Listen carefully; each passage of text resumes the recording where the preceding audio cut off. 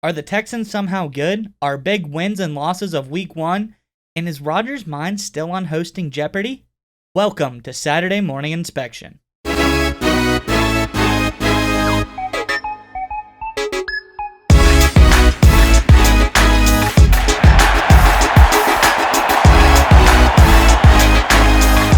how are you? It's been a while since I've seen you. It's been like a whole few days. I tell you what, Mines, it's good to see you again too. It's been a fun couple days getting back from Charlotte over the weekend, and it's great to get back at it and talking more football with you. For your fiance's sake, I won't talk too much about what went on in Charlotte, but it was a good time. Was a great time. It was good meeting your brother too, and your fiance's brother as well, and your old roommate. Everyone was really nice. We had a great time. So, but a little later in the show, we're gonna give our own personal review of Panther Stadium, the greater Charlotte area, and if you want to call it the game that happened between the Panthers and the Jets. We'll get a little bit into that later. All right. That being said, you tried to stump me last week. Now I have the pleasure of trying to stump you. Are you ready for my trivia questions? Let's do it. Let's get after it. See what you got. All right. So for my first question, I have them written down here. I'll start you out with a little bit easier one. Who was the last rookie quarterback to win a playoff game? And I do have some hints if you need one. Last rookie quarterback. Oh man.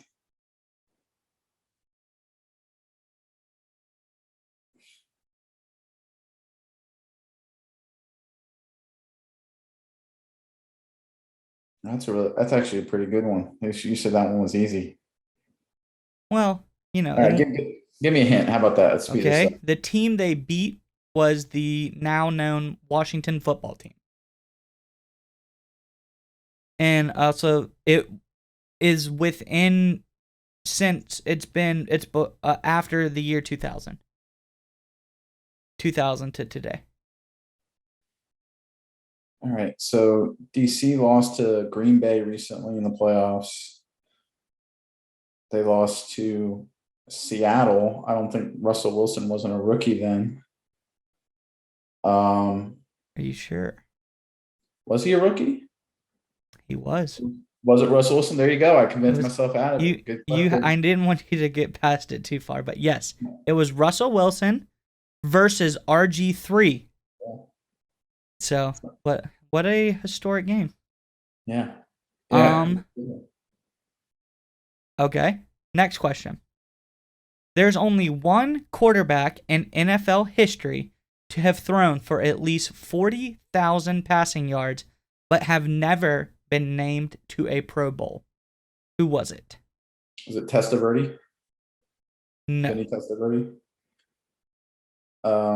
I think he got a Pro Bowl when he was in Baltimore. With either that or the Jets, I guess, in the late 90s. 40,000 yards, never been to a Pro Bowl.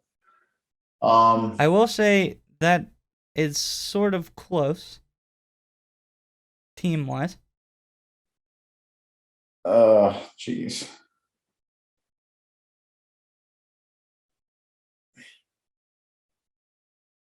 So I would say it's not Jim Everett with the Rams in the 90s. I don't think he got up to 40,000. A little bit more recent. It's not Detroit with Stafford, is it? He had to go to a Pro Bowl. Is it Stafford? No, he went to a Pro Bowl. Maybe a little bit more personal. Flacco? It was Joe Flacco. Okay, there you go. He was named as an alternate one year, but he turned it down. Oh, you're skunking me. Wow, okay. So, last one, and this one is multiple choice if you like it. I do have multiple choice options for it. Okay. And so I'm going to describe a player to you, okay? And you name them. I'm going to let you try to answer it first because it's a pretty famous person. So, I played 19 seasons and never missed a game due to an injury. I was one of the first soccer-style kickers in the NFL. Most of my career wins were with the Kansas City Chiefs, and I wore the jersey number 3. I retired in 1985, and I Jan was Stonrud. who? Jan Stonrud. Yes, that is it. So I thought it was Jan is how you say it. Yeah, I think it's Jan. It could be John. Yeah, Jan Stonrud. So he was second in scoring behind George Blanda. Yeah. So good. Those are a little bit tougher because they're more niche, but you did pretty good. Yeah, I should have gotten the Russell Wilson one. I overthought myself with that. But okay, I'll take one for 3. I'll do better. I'll do better in a couple weeks. Yours were a little bit easier than mine were, but we'll tone it down a little bit and see if we can find a good mesh point. But all right, Yeah. getting into our recap of last week, do we want to start or end with the Panthers? Let's start with Carolina. Let's All go right. there. Well, it was your bachelor party, so I will let you start. Right. So I mean, I think Bank of America Stadium in Charlotte, I think it's a cool environment. I mean, we didn't have great seats by any means, but they felt like good seats. So I don't think there. I will say there is not a bad seat in that stadium. No, I think it was really nice stadium, really well done. Obviously the Jets, who were visiting, they were not a quality opponent. They did travel well. Exactly. There was a lot of Jets fans there. I would say 10 to 20% of the stadium. They did a good job, good on their organization and their fan base. I was kind of disappointed, that, there's probably 15,000 empty seats in the stadium. I mean, I would have thought it would have been standing room only, first game with fans in such a long time, or at least full stadium in such a long time. I agree. Yeah. I guess there's maybe Panther Nation isn't as in love with Sam Darnold as maybe Sam Darnold would like him to be, but I think it was a good atmosphere. It was a good game, at least to environment and crowd and just being involved. I will say the beers are too expensive, but that's probably every stadium. Yeah, $13 to $15 for a tall boy Bud Light. That's every NFL stadium, but that was pretty pricey. Yeah, that got up there quick with 5 people. I'll say that. Yeah, when you say, "Hey guys, I got the next round," and you have to blow $75 to get 5 beers, gets a little tough. Well, yeah, I mean, you have to make a choice. Do you get the next round or you pay rent? Yeah, and I think the next round is what you have to go with. So, 100 times out of 100, but you still got to explain it later. Exactly. So, but what did you think about the game? Yeah, so I think Carolina is definitely more explosive with Darnold and Robbie Anderson. We saw it. Anderson had the big play, kind of opened up the offense. I know I sang a lot of McCaffrey's praises, in our very first show we did together. I think he was outstanding. The guy had 90 some odd yards receiving, 90 some odd yards rushing. I feel like every other play he was getting the football in some way. Everything was positive. Definitely the biggest contributor on that team. Oh yeah. And the thing is, you got to know the Jets were keying on him, right? Salah's goal was probably to try and limit and contain. Shut down McCaffrey. Let's keep him out of the game. Yeah, and they weren't able to. I mean, I think that's probably one of the toughest jobs you have. Yeah, I do think Wilson got he fought and made a few plays there towards the end, but I think that Jets roster around him is just not good. It was a real welcome to the NFL type moment. Oh yeah, especially since I don't know how good Carolina is. I mean, I think they're going to be decent this year, but I don't think they're not world beaters. That being said, it's only going to get harder with Mekhi Becton getting hurt. We unfortunately witnessed that. He's out for 4 to 6 weeks, I think. It's not going to get much easier for them. So I saw Wilson was running for his life on a lot of those plays, and Burns is pretty good, but Carolina doesn't have as crazy of a front four as some other teams that I have seen that the Jets are going to have to face this year. That really will hurt them, and I think it will be. They gotta get him some help. Well, and I think they got, and this is maybe it's just the personnel they have, but I don't feel like they did a lot of easy. I don't want to say easy throws or anything like that. I didn't see a lot of bootleg play action where he was, the read was made for him. He just had to execute and throw. it seemed like every time he was throwing it, for anything other than a screen, he had to make a hard throw downfield into coverage on third and long. Yeah, There he was, didn't have a lot of easy completions. I didn't see a lot of screens, a lot of, play action uh plays like that, and I felt like he had to make a lot of big third down conversions. yeah, and like you said, he was always scrambling trying to make the plays. I think his first touchdown was on a play like that. So, I think Mike LaFleur, who's Matt LaFleur's brother, I think he's the OC up in New York now for him. And I think LaFleur is going to do a little bit better job, you know, maybe talking with his brother in Green Bay. Maybe he thought Zach Wilson was as good as Aaron Rodgers. I hope not. But So that's, well, the, he was a little the bit better than him. but the game plan was almost like it was Rodgers, right? Where everything he was forced to create, make challenging throws down the field. I mean, hopefully Mike LaFleur learns his lesson and tries to make it easier for Wilson going forward. If he doesn't, especially with Becton out with with the injury, it's going to be tough for Wilson in that offense to move the football. I'll say, great segue into our next topic. I guess you call a spade a spade. We were wrong. Yeah. Uh, Packers versus Saints. I was very they have a lot of work to do on that Green Bay team.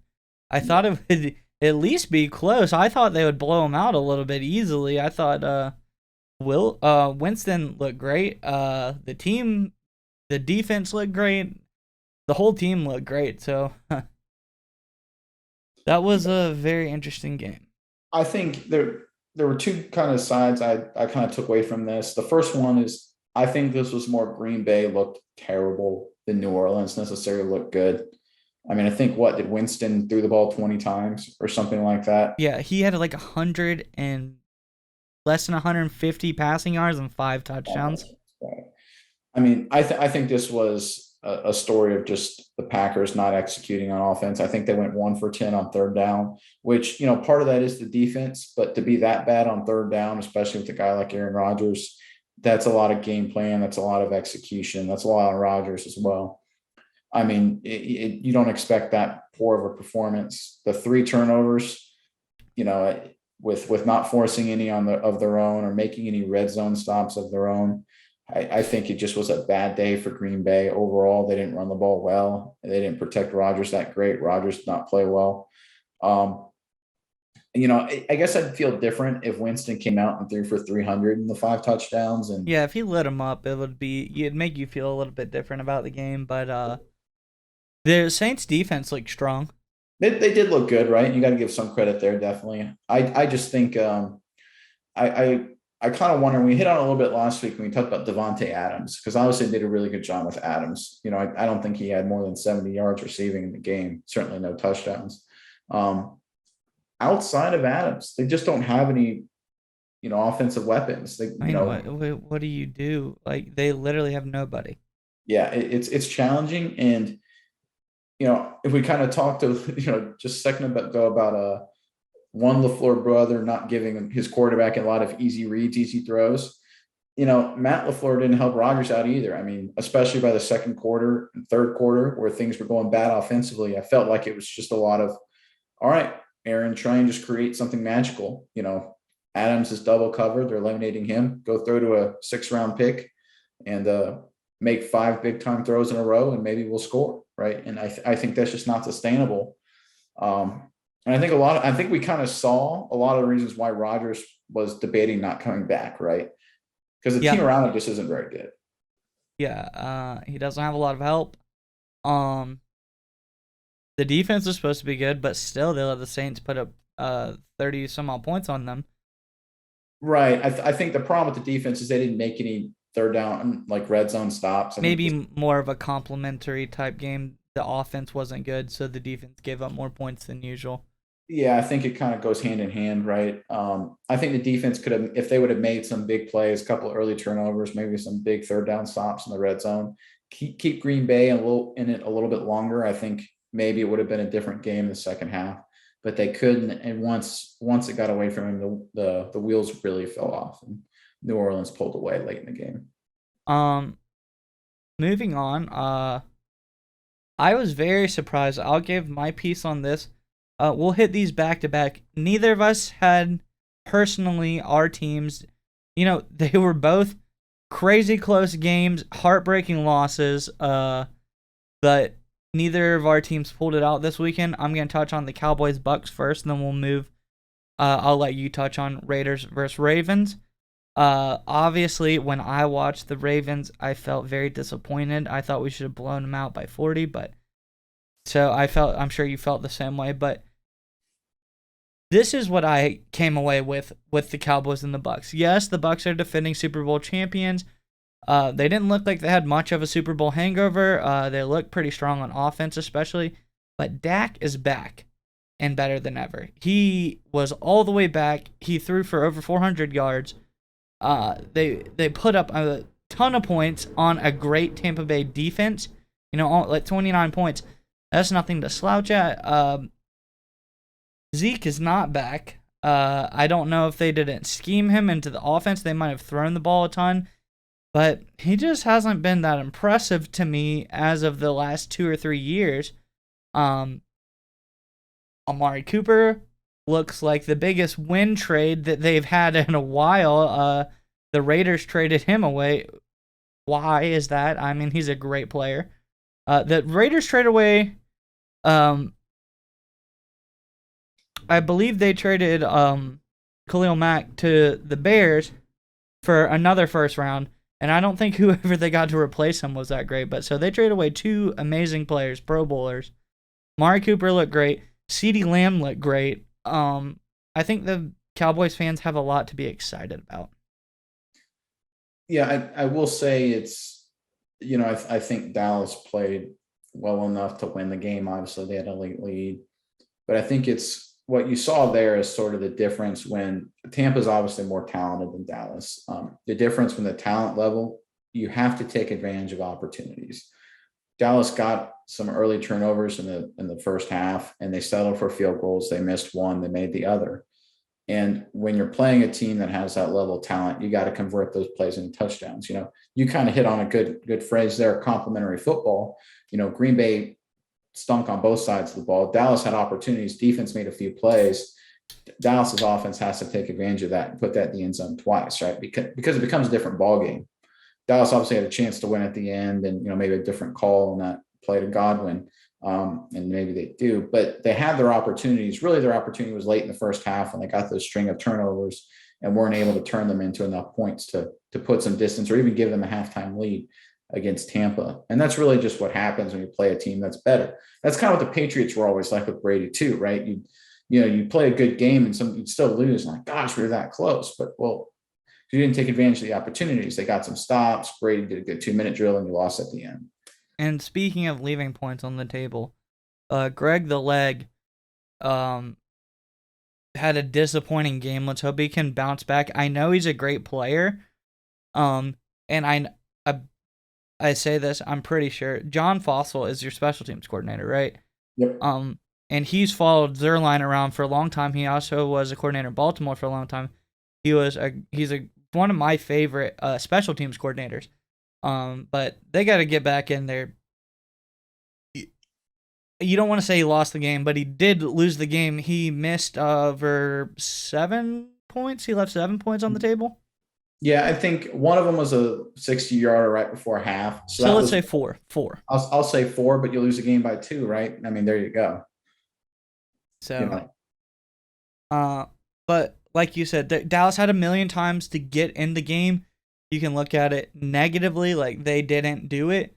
But also, going up against the defending Super Bowl champion, you had a million ways back into a game to beat them. So, they look good. Yeah, I think obviously you want to win. I mean, we'll see how the rest of the season goes, but it wasn't a disappointing defeat. You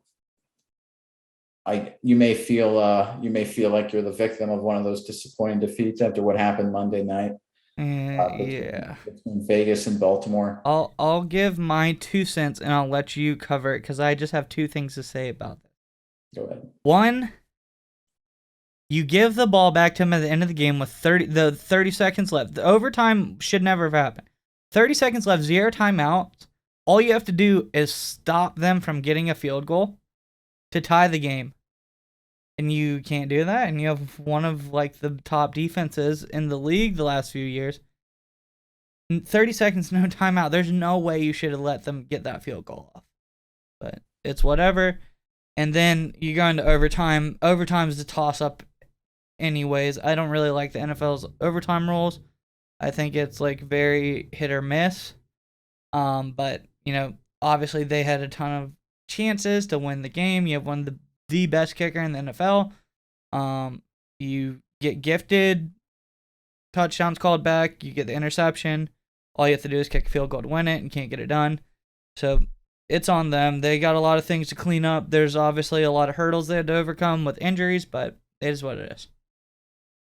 Yeah, so I think for me, the game was, I felt Baltimore was in control, even though it was close until the first Jackson turnover in the fourth quarter. When I think Baltimore was leading 17-10 at the time, early in the fourth. I think that kind of opened up the game a little bit. At that point, it had been a lot of more contained, move the football, drives had to be performed and executed. I think that turnover, and then Vegas got really aggressive offensively. Baltimore got aggressive defensively, which kind of created a slugfest on that side. I think really when I look at the game, I look at missed opportunities by both teams, but I was really surprised at Baltimore's inability to close out, right? Because they had a 17-10 lead, a 24-17 lead, and then a 27-24 lead at different points in the fourth quarter. So I think that kind of, for a team that runs the ball and plays defense the way they like to do, I think that kind of surprised me. I think what really kind of threw me for a little bit of a loop was how hyper aggressive they got defensively. Oh, the coverage years were crazy. I was very surprised by that. I mean, I think Vegas has some weapons, but I don't think I think you can cover them if you give your defenders a chance. I think Baltimore's got some good pass rushers where they can win with rushing four or maybe bringing one guy, but they left their guys on islands, in the fourth quarter and overtime. And it was, especially after getting beat once or twice that way, I was like, okay, they tried that, didn't work, they're going to mix it up, but they kept going back to it and they kept getting beat and beat and beat. I was very, very surprised by that. So I think Baltimore, Vegas almost gave it away with their turnovers and their disaster at the goal line in overtime. But I think Baltimore, their inability to close out the game up 17-10 in the fourth quarter with the football, and then two other times having the lead. I think that's on the offense for not executing as much as they should have. And I think the defensive coordinator just put them in a terrible position to just leaving them on islands. Like you said, cover zero, no one in the middle of the field, blitzing everybody. I say they're clearly the better team. And they had every opportunity to win, but they just could, like you said, they can't close it out. One testament I will say, though, is Jackson's ability to boost the run game. You put some bum off the street in at running back. Obviously, you lose your three starting running backs. And, J.K. Dobbins, Gus Edwards, and Justice Hill all go down season-ending injuries. And you put Tyson Williams back there. He was good at Oklahoma, but he's unproven. He did some stuff, but he ran it pretty well, I would say. Yeah, no. Who wasn't very impressive, and maybe this is like just getting in, was Latavius Murray. He wasn't as impactful as I thought he would be. Well, there's a reason he was a free agent, right? I mean, there's a reason he was cut or wasn't given the pay cut, so he quit or whatever, or didn't accept the pay cut and he quit. So there's a reason, right? He was available and they got him so cheap on the 1-year deal. So I think you get a guy like Murray with the hope that, and obviously got Bell too, with the hope that he captures that magic, once or twice over the course of the season. And when he doesn't have it, Bell has his old magic. And when Bell doesn't have it, you go to the young guy, Williams, or whatever you got to do. Devontae Freeman. You rotate one guy in, whoever has it that night, you let them carry the rock. Yeah, and I think that's what they're going for at that position. Hopefully. Lastly, briefly, before we get into our deep dive topic of the week, one that I called, and this is my Super Bowl pick, my MVP pick, Rams versus Bears. Stafford did it. I thought it might take him a little bit longer to warm up, but Hey, he looked great. And who looked great? Is it Stafford or is it McVay or is it both? I think the match has been made. Yeah, I think obviously this was my big blown of the week, big blown pick. I thought Chicago had a great chance to go in there and upset them. They obviously didn't do that in any capacity. They got ran out of the building. I think it's interesting to me because Stafford was throwing the wide open receivers down the field, right? And so, and I don't know if that was because McVay had been constrained because Goff didn't have a strong arm. So he hadn't been able to vertically stretch like that in the past few years with Goff and was more constrained, maybe 30 yards and in. But yeah, I mean, it was a lot of deep guys over the top, a lot of guys wide open on play action.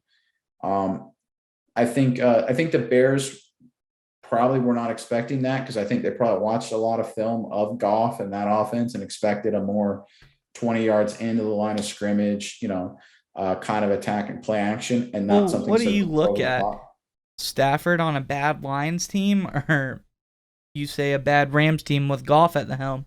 So what you do when you look at the film like that, you look at the if there's no preseason, which there wasn't here, is you look at the offensive coordinator and the play calls he makes, right? Yes. Because that's the only way you can game plan. Because when you game plan as a defense, it's just a reaction to formations and movements and personnel packages. When a team lines up this way, we counter this way, or here's the coverage we want to play, here's the corner we want on this receiver, or That whatever. makes sense.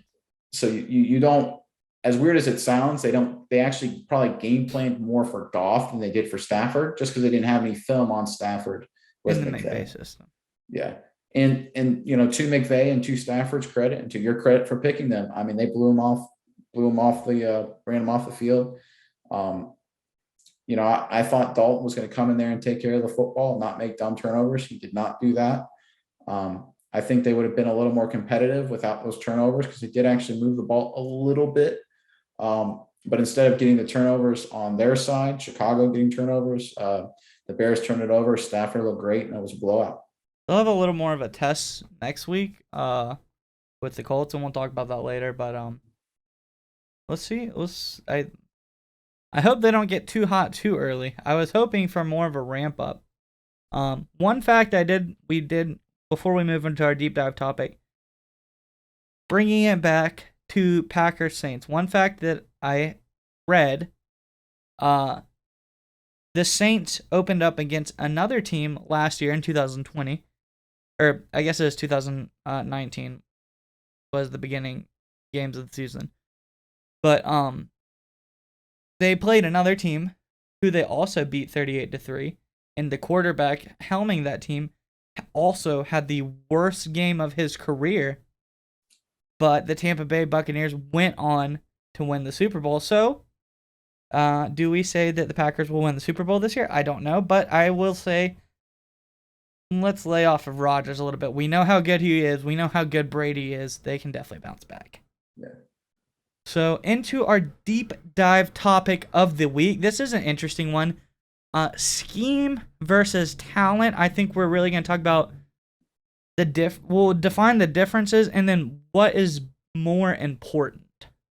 A good scheme player or a pure talent player. Before we dive into it too deep, I did a little research and I thought we should define who a scheme guy is and who a talent guy is. The talent guys are easy. I've written down some talent guys. It's your Julio Jones, it's your Calvin Johnsons, Ray Lewis, Tom Brady, Aaron Rodgers, Randy Moss. Like your guys that, like, a great one I thought was Randy Moss.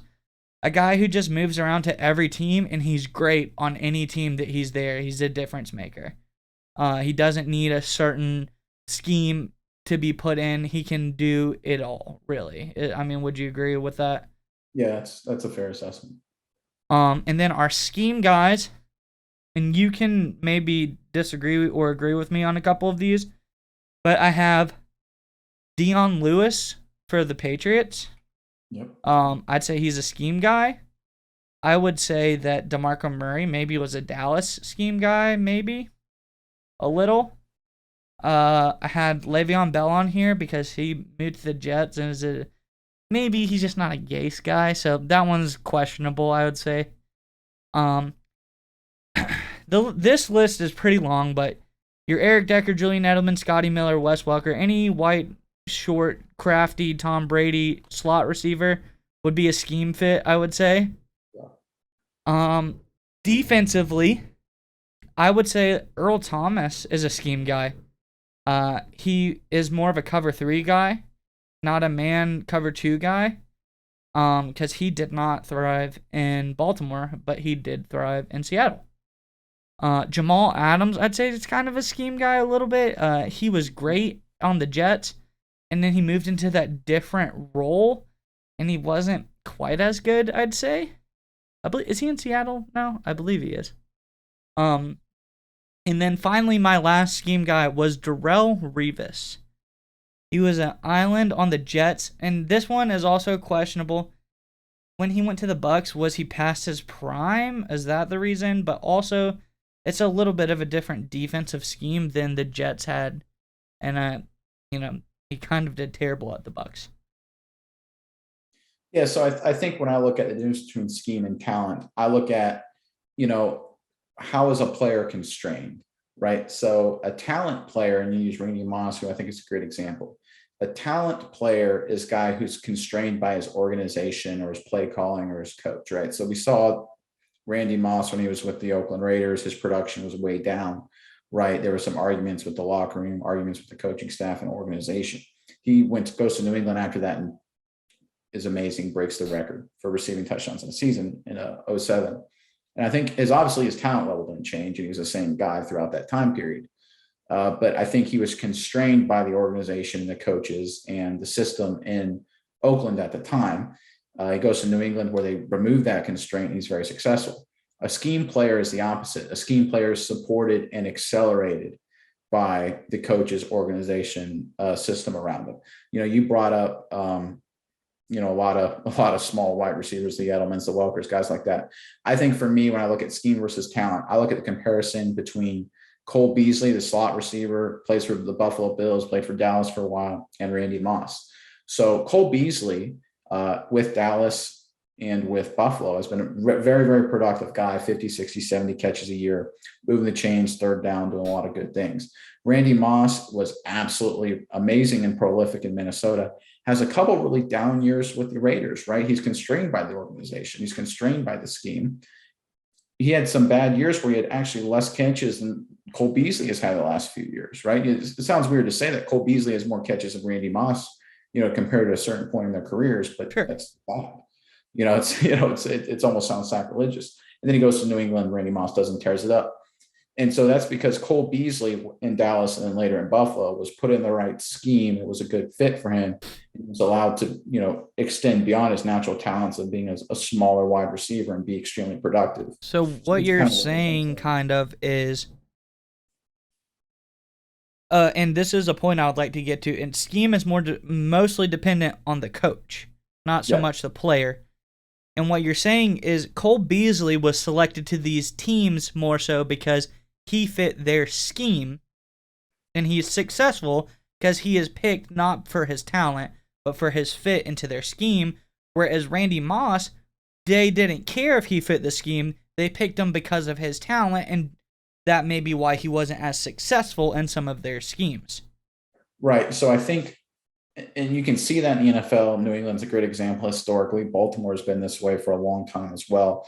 They're very good at identifying players that either fit their scheme or their system or can put them in a certain role.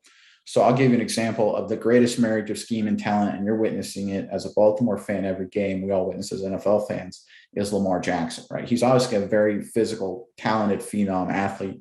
You could put him at receiver, running back, safety. He could be a productive player. He's outstanding athletically, and certainly with the ball in his hands, and even with the ball not in his hands, I'm sure he'd be great. But when he's put in that scheme in the system that they run, it's allowed him to accelerate beyond his natural talents and be very productive, win an MVP, win a lot of games. The opposite, right? If you look at sort of the polar opposites from the quarterback perspective, is scheme is Tim Tebow with Denver, and that year they beat the Pittsburgh in the playoffs and he won a bunch of games. Yeah. It was all the scheme, it was all the situation, it was all the coaching. Talent is Rodgers, is Aaron Rodgers. Yeah, he can make all the throws. He has the arm strength to do everything. He's even pretty Yes. quick on his feet. So. Yeah. So when you get that perfect marriage, right, you get what you have with Baltimore now, which is multiple trips to the playoffs, very, very successful team, a lot of games, a lot of wins. When you have just scheme, right, you have the one magical year with Denver, but it's not sustainable, right? You can't have a long career. I love Cole Beasley. His career is both his potential and how long he can play is severely limited, whereas Randy Moss could play a lot longer and have a lot more big time seasons. Absolutely. Sorry, go ahead. I was agreeing with you. Yeah, I agree. Yeah. So and the same thing with Rodgers, right? Rodgers has all the talent in the world, but his constraint is the coaching in the organization. That's why we see him so frustrated and upset in the offseason, because he knows it, right? He knows without him, they're a bad team. And so while he personally is not constrained, his team success is, if that makes sense. Yeah. And then getting a little deeper into it, I did a little research on some people, and year one specifically that I'll get to last. You know a little bit more than I do, and I'll let you talk on that. But I think the coach is who defines the scheme. And I think I picked a couple guys who, two they have a scheme and they pick the player to fit their scheme. And then one guy fit the scheme to his talent. Like you almost said, in Baltimore, they ran a completely different offense to fit their scheme to Lamar Jackson's talent. First, a bad scheme coach or an unsuccessful, Chip Kelly. The Philadelphia Eagles, huge scheme. A couple of things he did is he had a ton of talent on the team. He had LaShawn McCoy, Eagles all-time leading rusher. He had a pretty good linebacker in Kiko Alonso, and he had a relatively successful safety in Byron Maxwell. I think they're all pretty good guys, but they didn't fit his scheme, so to speak, and he immediately got rid of those guys off the team. Whether it was successful or not, it wasn't successful, but whether it was a good decision or not, I mean, that's yet to be seen. But I would say he's more of a guy, he had a scheme, he made some crazy draft selections. He had a couple of hits with like Ertz and a couple of other guys that he drafted, but he had a couple of huge busts as well. And then he had a free agency. He picked up DeMarco Murray, thought it could fit the scheme, obviously did not fit the scheme, and did not replicate his career rushing year in Dallas that he had the previous season. But a good scheme coach is Bill Belichick, who I think he has a scheme and he picks the players to fit his scheme. And I have a couple of cool things. This is a scouting report of Bill Belichick defining his each position with the scheme that he wants, and like he clearly defines it. So a couple cool ones I'll go into is tight ends. He says tight end number 1 has to be a pass catcher. You think Ozzie Newsome, Keith Jackson types. They don't need to be an offensive line type guy in a tight end jersey. They don't need to be strong blockers. Says take what we can get from him on the blocking. He just gets in the way and ties up anybody who's trying to get through the hole. Number 2 and number 3 tight end needs, they have to be blockers for situational running situations, and can be also used in the in-betweener role. Not quite a tight end, but not fast enough to be a wideout. He says Noviak or Julian type guys. He even goes so far to this number 2-3 guy. He says the ideal height minimum is 6'3", weight minimum is 235. He outlines that. He just really does a lot in outlining who exactly he wants to be there. And I think that's the schemes. And then for the quarterback, I think this will be interesting.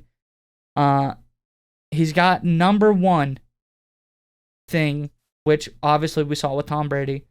Number one need, they have to make good decisions. Then arm strength, size, physicality, leadership abilities, all those come secondary. He says they have to make good decisions. The emphasis of their game is going to be on decision making, timing, and accuracy. They have to be confident, intelligent. They have to have field judge awareness, good judgment, cannot be sloppy with the football, have to be fundamentally sound. Great footwork, good drops, all that kind of stuff. So I just thought it was very interesting how in depth he outlines a lot of that stuff. Well, and not only does he outline it in depth, right? He actually has helped to that, right? And you brought up a good example with Chip Kelly. He was just looking for the way it's, you look at, if you have LaShawn McCoy, who's obviously a very good player, and then you get rid of him for DeMarco Murray, who, was a good player at the time. But they're completely different. Well, it's more like, what are you trying to accomplish, right? It just doesn't make sense. Like, it's not like it's not even so much that they're as different as it almost seems like you're just saying, well, I'm trading that guy for that guy. It almost seems like a fantasy football move, right? Whereas Belichick, his decision-making is predicated on the role he sees them fitting in his team.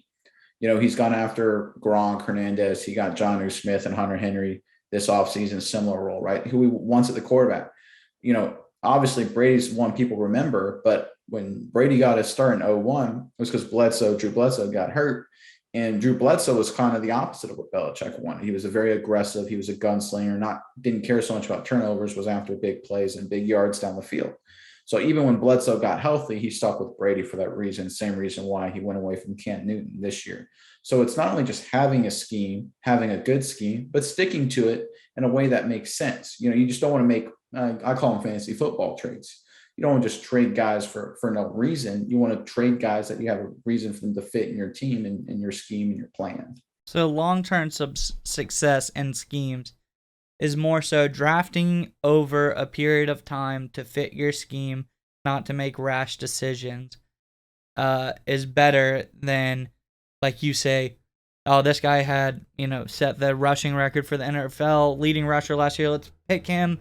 Murray or LaShawn McCoy didn't have a great season last year. Let's get him out of here. You just got to stick to your scheme and draft the players to fit the scheme. Eventually you'll hit.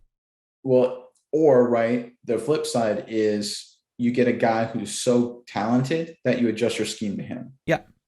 Which is Lamar Jackson, or like a Patrick Mahomes is kind of a different, not quite the level of Jackson, but similar. Leads me into a coach who I think did do that, is a Don Shula type who really adjusted his scheme to fit his talent. Yeah, absolutely. So, I mean, everyone knows about their undefeated seasons with the early 70s with Larry Csonka, Jim Kick, Mercury Morris, no-name defense, Nick Buoniconti. And then obviously they were a good team for a while. They had a good defense in the early 80s as well. But then they get Marino, right? And it's completely flips. Now they're a high-flying, aggressive team with, Mark Clayton and Mark Duper and Marino. And they're that way through the rest of the tenure, basically, with the Dolphins, Shula's tenure. So, yeah, I mean, that's an outstanding example, right? He was a very disciplined, defensive-minded coach, run the football, take care of the football. For the better part of his career and had a lot of success doing that, obviously. He gets a transcendent talent in Dan Marino, and he's not stupid or arrogant enough to think, well, I'm just going to have Dan Marino throw the ball 15 times a game. No, you got Dan Marino. You're going to let him throw 50. The football around. It's you got Lamar Jackson. You're not going to ask him to hand the ball off 35 times and throw, little swing passes. You want him to be aggressive and run the options and get him out in space to make plays. So, it's a great example. What Shula did is and the success he had is further proof of how that's a right way to go about running your team. And unless you didn't cover everything you wanted to cover, I think that was a great way of like breaking it down and going into what is scheme, what is talent. and I think we answered the question, which one's better? Neither of them are better if you don't do it well. You just have to adapt your scheme to your talent if you get the talent, or draft your talent to fit your scheme. You got to do one or the other. And if you stick to it and do it well, each of them can be successful. Correct. Belichick's scheme, obviously, it works. Shula's way of adapting the talent, or his scheme to fit his talent, obviously that works as well. Yep, absolutely. Getting into I think this will be a little bit more interesting each week. We'll have a little more games to go on, but our worst to first. All right. We have the AFC South this week. I think, again, start from the bottom, work our way to the top. This will be easy. I think we probably both have the same one here. I have in my 4 slot the Jacksonville Jaguars. Yeah. They have a lot of work to do. Drafting Trevor Lawrence isn't going to turn the team around immediately. They still have a lot more work to do. I think that's all you really need to be said. New head coach, is he even going to stick around? Who knows? That Southern Cal job opened up all of a sudden. You never know what's going to happen. But new coach, new quarterback, a team that needs a lot of work. They're just not going to be anywhere but the bottom of that division, and for at least another year or two. Yeah, I mean they're god awful. I mean they played very, very poorly. They were down a lot in this. The final they lost by 16, but the actual performance was worse than that. And you brought up Urban Meyer, and I know we like to joke about him, but I think seriously he's going to go through a lot of losses like this year, and I personally think it's going to wear on him. I mean, when you come from Ohio State and Florida and you're used to killing people, losing once or twice a year at most, I think this is really going to wear on him and wear on the psyche of the team. And I agree with you 100%. Jaguars, bottom of this division right now, and probably that way for a very long time. So my number 3, and this is where we might differ from, but maybe not. Based on last week, I wanted to make this different, but I don't want to jump too quickly. So in the number 3 spot, I have the Houston Texans, who's very surprised me. Tyrod Taylor looked just at home in the Texans offense, even after they traded probably like every single good player that they've ever had on their team. I don't know how, but they still look pretty good. I know they played the worst team, so these guys, but a bad NFL team's still a tough thing to beat. Like they say, any given Sunday, any team can win out there. But the Texans, I think we talked about this a little while ago. There's a team of veterans. They're not going to play bad football. They're not necessarily going to be crazy good either. They're going to play smart football, not make a lot of mistakes. I think still they only win 5-6 games at the most this season, because eventually they're going to fall out. But in this early part of the year, their sound football is going to beat some lesser talented, maybe younger teams, flashy football that could beat them later on in the season. But that's who I have in my number 3 slot. Yeah, and I agree. I got Houston at number 3. Yeah, they played well. They beat the brakes off Jaguars, which is credit to them. It's like you said, no NFL win is easy. It's no NFL win's a given. I just think there's a lot of variability with Houston in the early part of the season. The new head coach, they got Tyrod Taylor at quarterback. So I think early on that is their best chance to win a lot of games, as teams trying to watch film and figure out how they're going to play. They're not a deep team. They got some veteran guys, but, I think injuries to their team, because they're not deep, are going to hit them really hard. Injuries, and once teams get film on them, I see them, potentially having a big losing streak in the middle of the year, something like that. I think 5 wins, maybe a little bit of a stretch, but I agree with you. I think they're the third team in that division. Who do you have in your number 2 slot? Yeah, so this is tough because both look pretty bad. I'm not giving up on them yet, but I think the way they played last week is, means I gotta, show a little tough love, and that's Tennessee. Obviously they got killed by Arizona at home, which is never good. But I think the part that frustrated me the most is a lot of what they were supposed to be good at was just bad, right? They didn't run the ball. Well, they ran the ball a little bit. They fell behind, which hurt. But Taylor Lewan is supposed to be one of their better offensive linemen, and he got absolutely destroyed by Chandler Jones. I couldn't protect at all. Tannehill had a couple turnovers. He's supposed to be game manager, got a little bit better at that. Julio Jones was a disappointment. It's week 1, so I don't want to overreact too much. Obviously, Yeah. the defense was a disaster, but so I don't want to overreact too much either to how bad they played or how good potentially Arizona looked. But I just think the way that game played out, hopefully it's a wake up call for that team. They can turn it around. I certainly think they can. But I have Tennessee at the number 2 spot. I think they looked really bad against Well, Arizona. great minds think alike. I have them there as well. I'm not going to dwell on it too much. I will say great move by Lewan to get out in front of that. Put the tweet out there apologizing for his poor play. Obviously, pay the man. Chandler Jones needs his money. 5 sacks. What a way to say, I think he did one of these, the Johnny Manziel money thing after he gets the sack. One of his later sacks. But yeah, so but I'll move on. Obviously, each of us have the Colts as our number 1 team. I agree with you on that. I think Wentz looked good. I think they have a good defense. I think they're good all around the ball. I don't think they're necessarily great anywhere, maybe except for linebacker.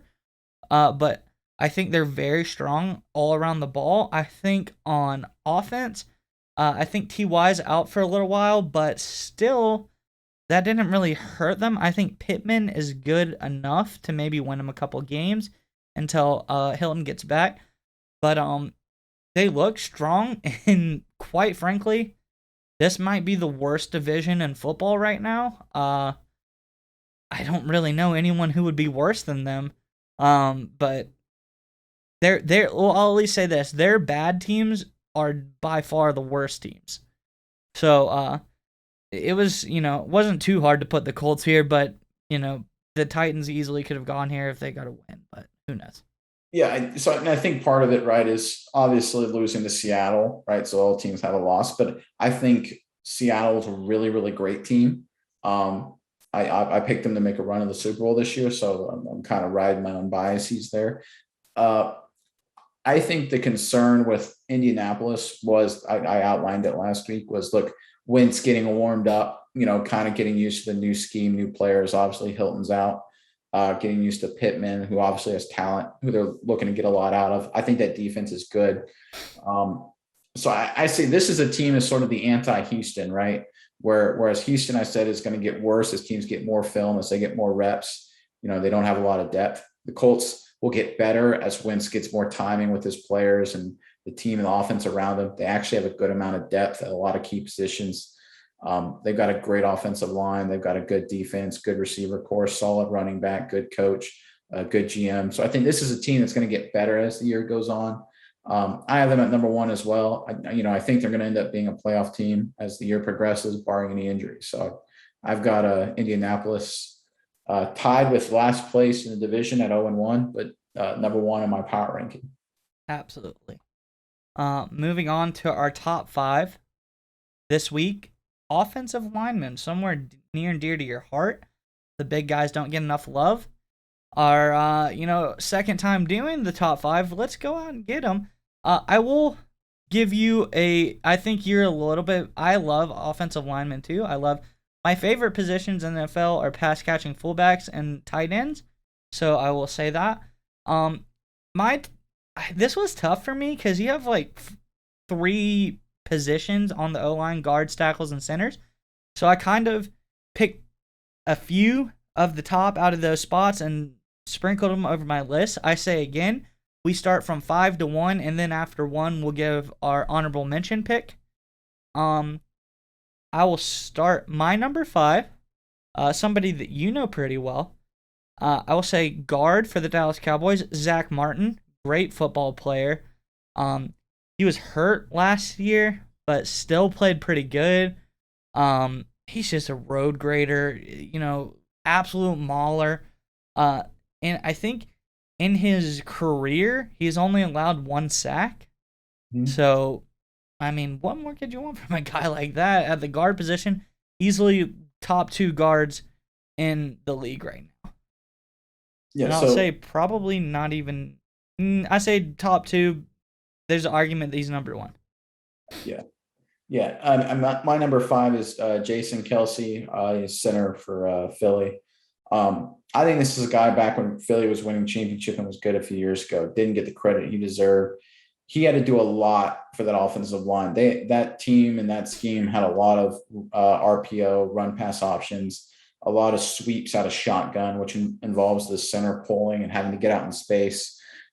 He does it all very well. He moves very well. He's been a good leader for that offensive line for a long time. I think he gets as he's gotten older, he's gotten a little injury prone. That's why I think I have him at number five and not even higher. But I think he's done a great job heading up that offensive line for a long time. He gets overshadowed a little bit by his brother Travis, tight end in Kansas City, obviously. But I think Jason Kelsey's a great player. I've got him number five on my list. At my number four here, I have guard now center for the Detroit Lions, Frank Ragnow. First of all, number one tier list for offensive lineman name. Frank Ragnow just sounds like a mauler, and he is one. No sacks allowed on 609 pass block reps at center. He is a great run blocker. Obviously, he's a pretty good pass blocker. And the stat that really put him here for me is that last December, he had a fractured throat and did not miss a single snap. That's what you want out of a center, just a tough football player. And that's why I have him in my number four slot. Yeah, so I agree. You want a tough guy, and I match number five with Zach Martin, right? And I agree. I think Zach Martin's the best offensive player on Dallas, and I'd argue their best player, more than Prescott, more than Elliott, obviously more than Cooper. He's a great versatile offensive lineman at guard. People forget he played tackle last year when he needed to play tackle. He'll probably do it again for the next 5 games. Shifts out to right tackle because he can do them both. He's really good at both. Good run blocking, good pass blocking. Gets to the second level, which is linebackers, and gets on them and moves them effectively as well. Real lunch pail guy, real tough guy. Has fought through injuries. I think Zach Martin is a really nice player and has been for a long time. He's number four on my list. When he plays guard, is he left or right? Plays right guard. Okay, well, Plays not tackle. quite there, but I will say he kind of reminds me of a young Marshall Yonda. So, I think Marshall Yonda reminds me of Zach Martin. But okay. Well, one of them's definitely a Hall of Famer, and he'll be there pretty soon, but Zach probably will get there eventually. Number three, have Green Bay Packers, David Bakhtiari. I believe that's how you pronounce it. yeah, He just got paid, like paid. He's pretty, like, I'd say one of the highest paid offensive linemen out there right now. In the NFC Championship game last year, you really saw how crucial he is to that team. He was out, and it really showed. Rodgers got sacked 5 times that game, so it a pretty big testament to Bakhtiari's need on that team. So I think Rodgers loves him. He's glad he's back. I have him in my number 3 slot. yeah, you bring up a great point, right? Offensive linemen you only hear about when they get penalized or beat, but you really noticed it when they're not there, right? Bakhtiari's gone, the Packers struggle. My number three guy, I look at the best guard in football, and one of my favorite players to watch in football is Quentin Nelson for Indianapolis. This dude is just a mauler, just destructive force of nature. He has a mean mentality and plays mean. He plays tough, and he just buries defensive linemen and linebackers. What I like about him so much is, we always talk about playing to the whistle and finishing blocks as something offensive linemen have beaten their heads. Well, it's really obviously hard to do that. A lot of times at like the NFL level where you're blocking someone who's an elite athlete, he's able to get on guys, move guys, stay on guys, and finish guys routinely. I mean, these are elite level athletes that he's able to do this to. It's really impressive. I've got him at number 3. I agree. He's a pretty special guy.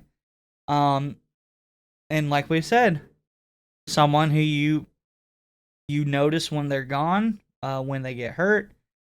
Huge detriment to the team. My number 2 slot, I tried to be as least biased as possible. I have Ronnie Stanley for the Baltimore Ravens. Uh, Broke his leg last year, tragically, or ankle. Um, it was a big. Obviously, Brown could cover over as best as he could, but we really miss Stanley last there. Um, He's only allowed 9 sacks in his career, but that's on 2,500 pass blocking attempts, which is a pretty large sample size. Since Jackson has started, there's only been 3 sacks since 2018. Um, uh, I think that he's just a great player, big guy, great pass blocker, can be great in the run game as well, can do anything that you need him to do. Obviously, I see the most out of him because I watch him every Sunday, but I think he's definitely up there and some of the best players out there. Yeah, and sort of following the theme, right? And I think you're going this way as well. Is offensive lineman, ranking offensive lineman, you get the sometimes some of the better players interior, but at the top of your list got to be tackles. And this is where I put David Bakhtiari, Green Bay. You already mentioned him, so I won't go into too many details about it. But what he gives Aaron Rodgers in that offense is so important. He needs to be out there for them to be as successful, especially since they don't have as much talent around him. He gives Aaron Rodgers that extra beat, that extra layer of security. I ranked him at number 2. Um, I do agree with you. Tackles are pretty special, but maybe not number 1 special. My number 1 list, someone that what you've already talked about, Quentin Nelson, guard for Indianapolis. I think he's one of the most talented offensive linemen out there.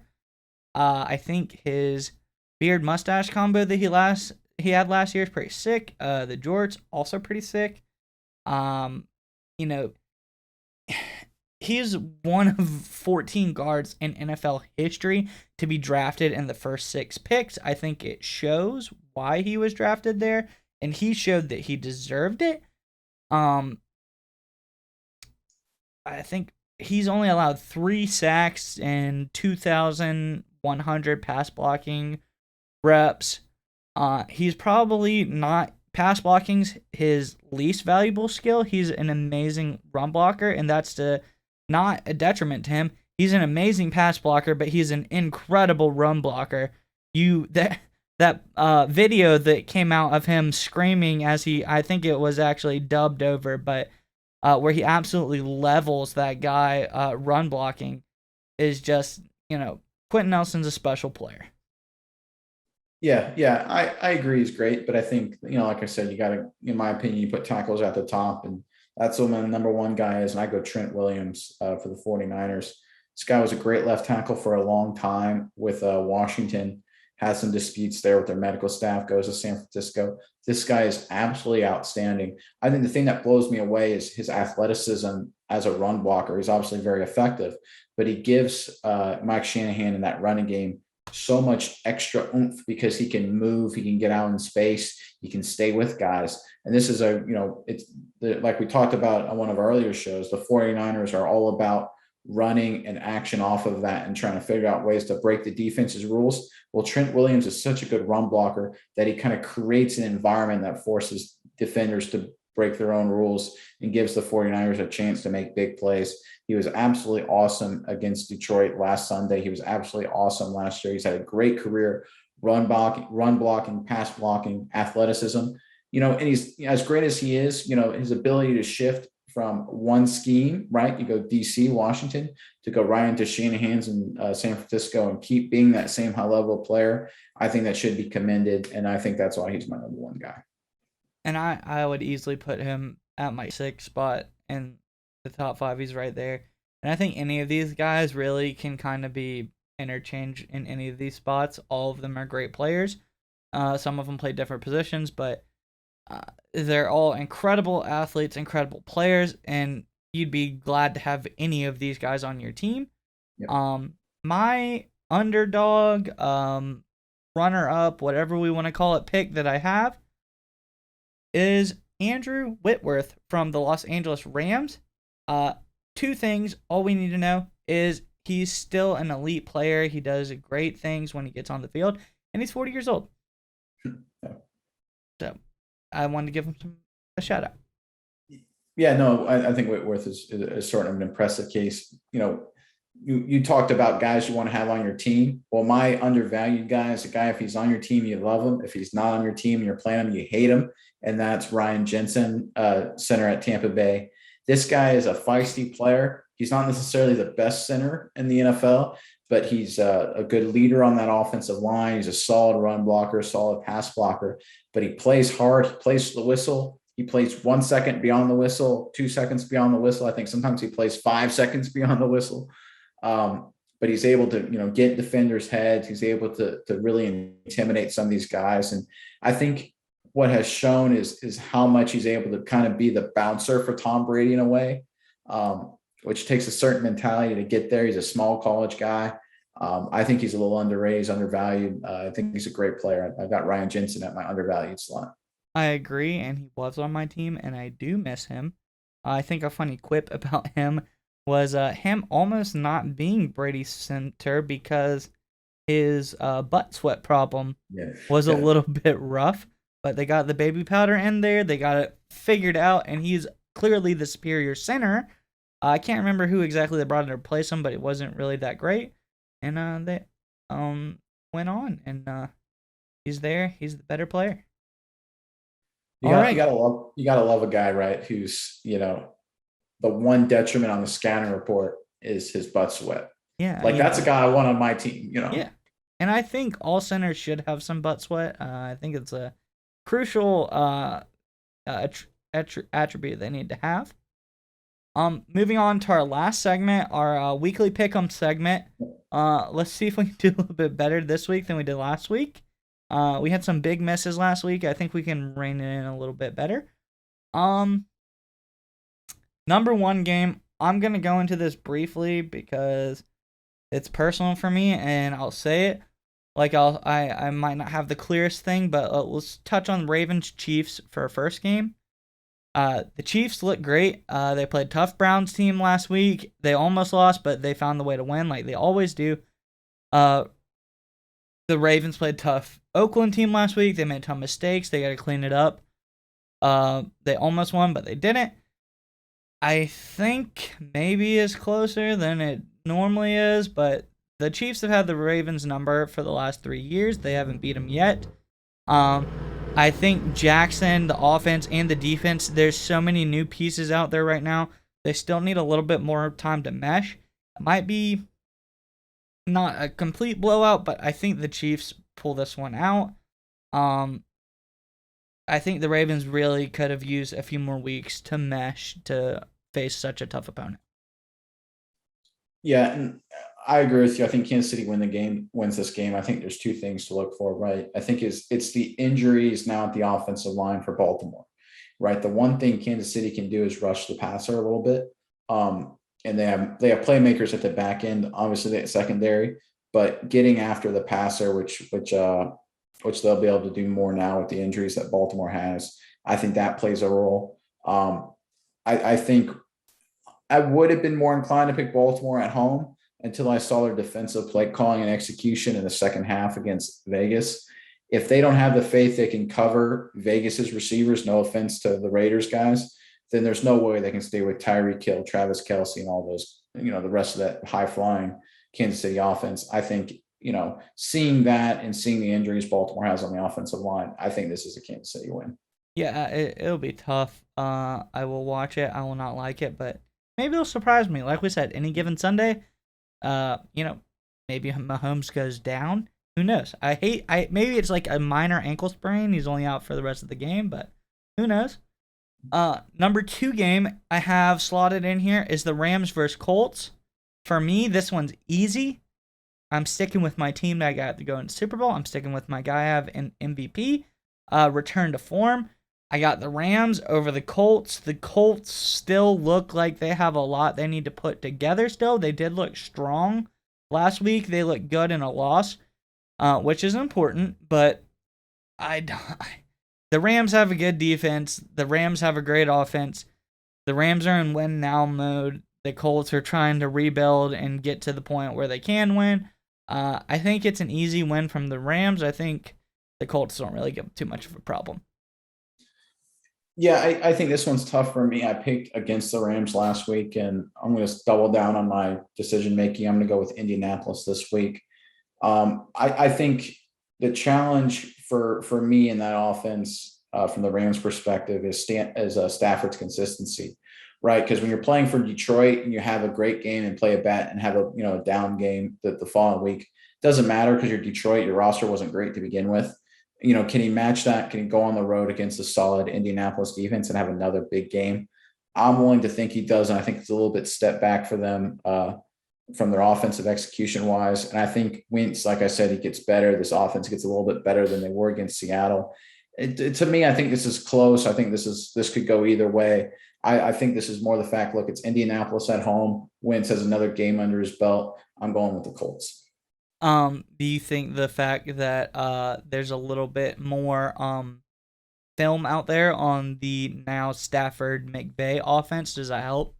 Yeah, I think definitely now that teams like, okay, they're not afraid to chunk it deep down the field. Stafford can make those throws, and McVay's going to call that. I think it'll be a couple double-edged sword, right? Because teams will expect that more, which will open up the underneath game.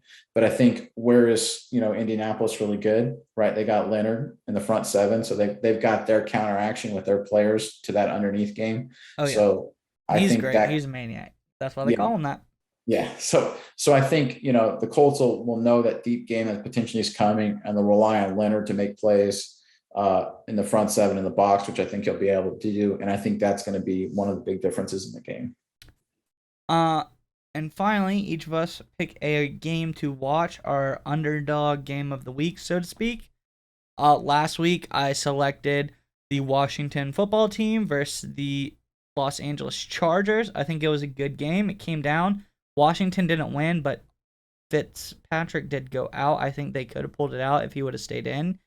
But it was a tough game, and it was within a few points at the end. So I think that was a good one. This week I'm going a different route.